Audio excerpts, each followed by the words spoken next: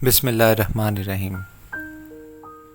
معزز سامعین، green heart کی طرف سے آپ کو السلام علیکم۔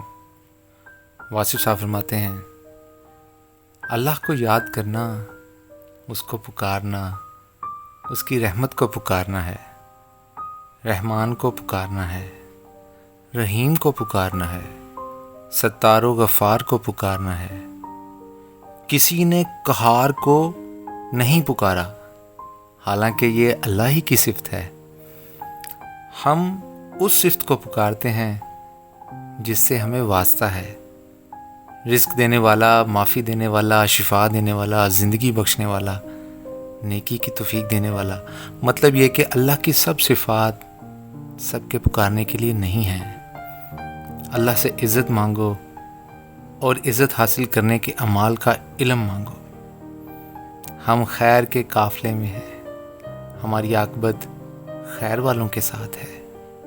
اللہ کے محبوب صلی اللہ علیہ وآلہ وسلم سے محبت رکھنے والوں کے ساتھ ہے۔ مخالف دین کی عاقبت اور ان کے انجام کے بارے میں اللہ جانے، اور اللہ کا پروگرام۔ دوزخ کی آگ کو کیسے انسانوں کا انتظار ہے، کم از کم مسلمانوں کا نہیں۔ اللہ کے محبوب صلی اللہ علیہ وسلم کو ماننے والے دوزخ میں نہیں جا سکتے۔ اگر کیفیت یا یکسوئی نہ بھی میسر ہو تو بھی نماز ادا کرنی چاہیے۔ نماز فرض ہے، کیفیت فرض نہیں۔ کسی مکان کو آگ لگی ہوئی ہو تو آگ لگنے کی وجوہات پر ریسرچ کرنے سے پہلے آگ کو بجھانا فرض ہے۔ خواب کی اونچی اڑانیں بیان کرنے سے زندگی کی پستیاں ختم نہیں ہوتی۔ زندگی ایک سایہ دار اور پھلدار درخت ہے جس کو سانس کی آری مسلسل کاٹ رہی ہے، نہ جانے کب کیا ہو جائے۔ اللہ نے جس ملک، جس دور اور جس زبان میں آپ کو پیدا فرمایا ہے، اسی ملک، اسی دور اور اسی زبان میں آپ کو عرفان مل سکتا ہے۔ اس انسان کی تعریف نہ کرو جس کی عاقبت اپنے لیے پسند نہیں کرتے۔ دریا جہاں سے ایک بار گزرتا ہے، دیر پا نشان چھوڑ جاتا ہے۔ آسمان حد نگاہ ہے اور ستارے فریب نظر۔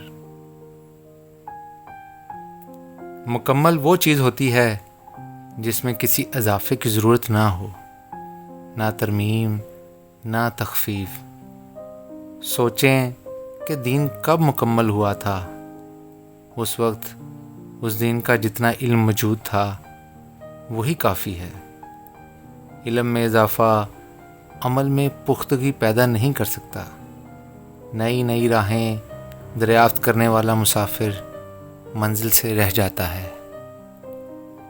قرآن کریم میں ہر گروہ کا ذکر ہے، ماضی کی امتوں کا، ان کے آغاز و انجام کا۔ انبیاء علیہ السلام کا ذکر ہے، شیطان کا ذکر ہے، متقین کا ذکر ہے، منافقین کا ذکر ہے، شہداء کا ذکر ہے، صدیقین کا ذکر ہے، صالحین کا ذکر ہے، کائنات اور اس کی تخلیق کا ذکر ہے۔ غرض یہ کہ ہر طبقہ حیات کا ذکر ہے۔ آپ یہ دیکھیں کہ آپ کون سے گروہ سے متعلق ہیں، اس گروہ کے بارے میں کیا احکامات ہیں، غور سے دیکھیں۔ سب باتیں سب کے لیے نہیں ہیں۔ کافروں پر آنے والا عذاب ان کے لیے ہے، اس میں ہمیں کیا دخل؟ ماننے والوں کے لیے جنت کی بشارت ہے۔ آپ ماننے والے ہیں، بشارتوں پر خوش کیوں نہیں ہوتے؟ کیا آپ کی تسلیم میں کہیں فرق ہے؟ انسان لایہ عمل یا نظریہ سے محبت نہیں کر سکتا۔ انسان صرف انسان سے محبت کر سکتا ہے۔ آپ سب کا بہت شکریہ۔ اللہ تعالیٰ آپ کو آسانیاں دے اور آسانیاں بانٹنے کی توفیق دے۔ اللہ نگہبان۔